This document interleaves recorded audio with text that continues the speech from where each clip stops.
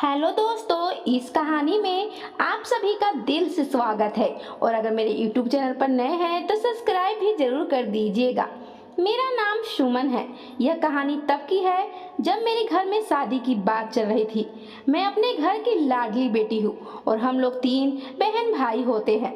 मेरे घर में भी यहाँ पर कोई चीज की कमी नहीं है। एक दिन अचानक से पिताजी को एक बहुत अच्छा रिश्ता मिल गया जिससे मेरी शादी फिक्स कर दिए।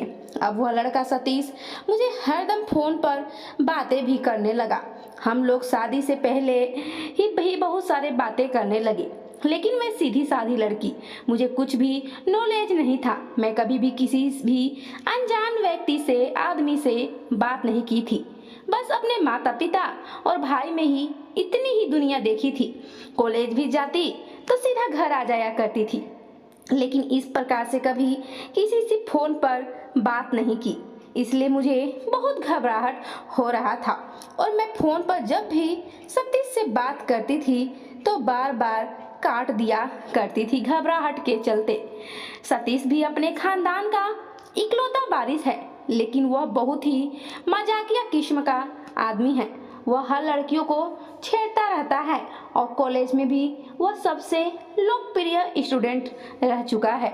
वह मुझसे बात करने की बार बार कोशिश करता, लेकिन मैं कॉल काट दिया करती थी। जब एक दिन फोन काटी तो उसके मन में मेरे लिए शंका पैदा हो गया। उसे लग रहा था कि मैं उसे शादी ही करना नहीं चाहती हूँ। एक दिन तो हद ही हो गया। जब मैं उससे बात नहीं की तब वह मेरे पिताजी पास फोन करके शादी को काटने के लिए धमकी यानी कि बोलने लगा। वह बोला कि मैं आपकी बेटी सुमन से शादी नहीं कर सकता हूँ, वह बहुत बोरिंग किस्म की लड़की है। वैसे तो अभी तक सतीश मुझे सिर्फ पिक्चर में ही देखा था, मोबाइल पर। सामने से हम दोनों की मुलाकात अभी तक नहीं हुई थी। पिताजी तुरंत सतीश के पिताजी के पास फोन लगा दिए और सारी बात बतला दिए कि सतीश आपका बेटा इस प्रकार से बोल रहा था। सतीश के पिताजी तो मुझे देख के गए ही थे सामने से, इसलिए वह मुझे ही अपने घर की बहू बनाना चाहते थे। सतीश के पिताजी तुरंत उसे आवाज देने लगे, तुम कहाँ हो? तुम्हारा हिम्मत कैसे हुई मेरी पसंद को काटने के लिए? बड़ी बड़ी बातें किया करते थे कि पिताजी आपके पसंद की ही लड़की से शादी करूंगा। तो अब क्या हो गया? मैं उसे सामने से देख कर आया हूँ। तुम्हें तो बार बार कहता रह गया कि एक बार देख लो, मिल लो। तुम एक बार देखोगे तो तुम और किसी से शादी नहीं करने के लिए सोचोगे भी नहीं। वो बहुत ही अच्छी लड़की है, खानदानी है, संस्कारी है, मेरे घर को उज्जवल भविष्य देगी। सतीश की माँ भी अपने पति की हाँ में हाँ मिलाई जा रही थी और बेटे को समझा रही थी। अब तो सतीश भी मुझे देखने के लिए सोचने लगा कि इस लड़की में आखिर क्या खूबी है जो मेरे पिताजी उसे ही अपने घर की बहू बनाना चाहते हैं। करीब 8 से 10 दिनों के बाद फिर सतीश का कॉल मेरे फोन पर फिर से आया। मैं उसे रिसीव की किसी प्रकार। जैसे ही मैं रिसीव की उसने मुझे मिलने के लिए बुलाया।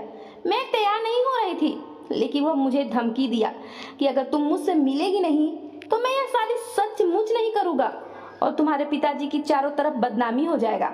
अगर तुम यह शादी करना चाहती हो तो तुम मुझसे मिलने आज शाम 5 बजे आ जाना। वह मुझे एक पता भेज दिया। मैं बहुत विचार करने लगी, मुझे कुछ समझ में ही नहीं आ रहा था। मैं अपनी माँ के पास गई, माँ से पूछी।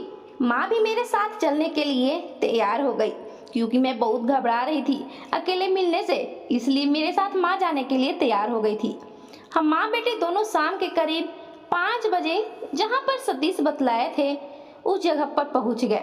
लेकिन मैं तो उसे पहचान ही नहीं पा रही थी क्योंकि मैं तो अभी तक उसका फोटो भी नहीं देखी थी। लेकिन माँ उस लड़के को पहचान गई। फिर उसके पास जाकर बोली, बेटा यह देखो, यही मेरी बेटी है। सतीश मुझे एकटक देखता ही रह गया। मैं तो सिर्फ पीले कलर की पजामा दुपट्टा और नीले कलर की सूट पहनकर सिंपल से तैयार होकर गई थी, लेकिन मैं देखने में इतना खूबसूरत हूँ कि मुझे जो कोई भी एक बार देखता तो देखता ही रह जाता। और वही सतीश के साथ भी हुआ। फिर बात आगे बढ़ा, लेकिन मैं बोलने में कम थी, इसलिए सतीश ही बातें किए जा रहा था और मैं सिर्फ सुने जा रही थी। माँ मुझे और सतीश को दोनों को समझाई, बेटा शादी के बाद सब ठीक हो जाता है। अभी ये शर्मा रही है, झिझकती है, इसे घबराहट होता है, यह उतना बाहर नहीं निकली है, लेकिन जब तुम्हारे साथ रहेगी तो यह भी बात करने सीख जाएगी। सतीश भी यह सब मैनेज करने के लिए तैयार हो गया, क्योंकि मैं इतनी खूबसूरत सुंदर थी ही, इसलिए क्योंकि मेरी खूबसूरती पर वह फिदा हो गया था। मेरे और उसके घर वाले मिलकर शादी का डेट हम लोग का फिक्स कर दिए। कुछ ही महीने में हम लोग का शादी हो गया। शादी बड़े ही धूमधाम से रस्मों रिवाज से हुआ। जब मैं उस घर में बहू बनकर गई तब मेरा स्वागत भी बहुत जोरों शोरों से हुआ। वह घर देखने में बहुत ही बड़ा था, मेरे घर से भी बड़ा, और वहां पर कोई भी चीज का कमी नहीं था। सतीश लेकिन कुछ भी काम नहीं करता था, बस अपने पिताजी के धन दौलत पर ऐशो आराम करता था। शुरुआती में तो मैं अपनी सास से कोई भी सामान मांगकर काम चला लिया करती थी, लेकिन धीरे धीरे मुझे ये सब अच्छा नहीं लग रहा था। और बातों ही बातों में एक दिन मैं अपने पति यानी कि सतीश से बोल ही दी कि तुम किसी काम के नहीं हो, अपना कमाया हुआ तुम्हारे पास तो 1 रुपया भी नहीं है, तो तुम मुझे क्या खुश रखोगे। यहाँ तक कि मुझे तो तुम्हारी माँ से ही अपने सुहाग का सामान यानी कि सिंदूर बिंदी ये सब भी बंदोबस्त करना पड़ता है। मैं भी अब सतीश की तरह बोलने लगी थी, उसके साथ रहकर सीख गई थी, लेकिन फिर भी मुझ में अभी भी आत्मविश्वास और शर्म हया बचा था। मेरी बातों से सतीश को कोई भी फर्क नहीं पड़ा, उल्टा मुझे ही बहुत बातें सुना दिया। तुम्हें नहीं पता था शादी से पहले क्या कि मैं कुछ भी नहीं करता हूँ, और वैसे भी मेरे पास क्या चीज की कमी है। पिताजी कमा रहे हैं तो वैसे भी उनका धन तो मेरा ही है, इसी घर में तो आ रहा है, मुझे इससे कोई फर्क नहीं पड़ता है। सतीश ये सब बातें बोलकर मुझे ही उल्टा सुनाकर वहां से चला गया। लेकिन मैं तो सीधी साधी लड़की थी, इसलिए मैं अब खुद अपने बारे में कुछ सोचना चाह रही थी। इसी तरह वक्त बीतता गया और एक दिन मैं जॉब के लिए फॉर्म अप्लाई कर दी, क्योंकि मैं सोच रही थी अगर पति कुछ नहीं कमाता है तो मैं खुद का जॉब करके पैसे कमाऊंगी, किसी के आगे हाथ तो नहीं फैलाने पड़ेंगे। उसके बाद मुझे किसी के आगे हाथ फैलाने की जरूरत नहीं पड़ी। लेकिन मैं सतीश को भी इस बारे में नहीं बताई थी, और भगवान की मर्जी भी मेरे ही तरफ था। एक दिन मेरे लिए जॉब का लेटर आ गया। अब मुझे पैसों की सख्त जरूरत पड़ गया था उसी समय, क्योंकि जहाँ पर मुझे जॉब लगा हुआ था वहाँ पर ज्यादा ऑटो रिक्शा नहीं आता जाता था, इसलिए पैसों के लिए मुझे ससुर के पास ही जाना पड़ा। क्योंकि सतीश जी तो कुछ कमाते ही नहीं थे, इसलिए मैं ससुर जी के पास ही पैसे मांगने के लिए मजबूर हो गई। मुझे शर्म भी आ रहा था, घबराहट भी हो रहा था, लेकिन मैं फिर भी कोई भी उपाय है मुझे ना सूझा तो पैसे मांगने गई। मुझसे बिना पूछे ही मेरे ससुर पैसे दे दिए, मुझसे पूछे भी नहीं कि बेटा ये पैसे किस लिए चाहिए। मैं बता भी नहीं पाई अपने आप में भी, मुझे जॉब लग गया है पिताजी, मैं कुछ भी नहीं बता पाई। वैसे भी मेरा ससुराल बड़ा है, वहाँ पर कौन क्या कर रहा है किसी को कुछ भी खबर ही नहीं रहता है। अब मैं भी सोच ली किसी को भी नहीं बताऊंगी, जब मेरे पति को मेरी फिक्र ही नहीं है तो मैं क्यों बताऊं। और जॉब के लिए मैं जाने लगी। मुझे जॉब किए हुए अब 6 महीना हो गया, लेकिन घर में मैं अभी तक किसी को भी नहीं पता चला कि मैं अपने इनकम से खुद अपने ऊपर ही खर्च कर लिया करती थी, और उसमें से कुछ पैसे भी बचा कर रख रही थी। लेकिन मुझे नहीं पता था कि अब पैसा इस प्रकार से खर्च होगा। मैं एक दिन जब जॉब से घर आ रही थी तो रास्ते में ही सतीश जी मुझे इस हाल में मिले कि मेरे तो रोंगटे खड़े हो गए। मैं उन्हें फौरन अस्पताल लेकर गई। वह मुझे रोड के कोने पर ही बेहोश मिले थे। मुझे तो कुछ समझ में ही नहीं आया कि उन्हें क्या हुआ है। जब डॉक्टर चेकअप किए तो बतलाया यह ज्यादा अल्कोहल पी रहे हैं, जिससे इन्हें अभी कुछ भी होश नहीं है।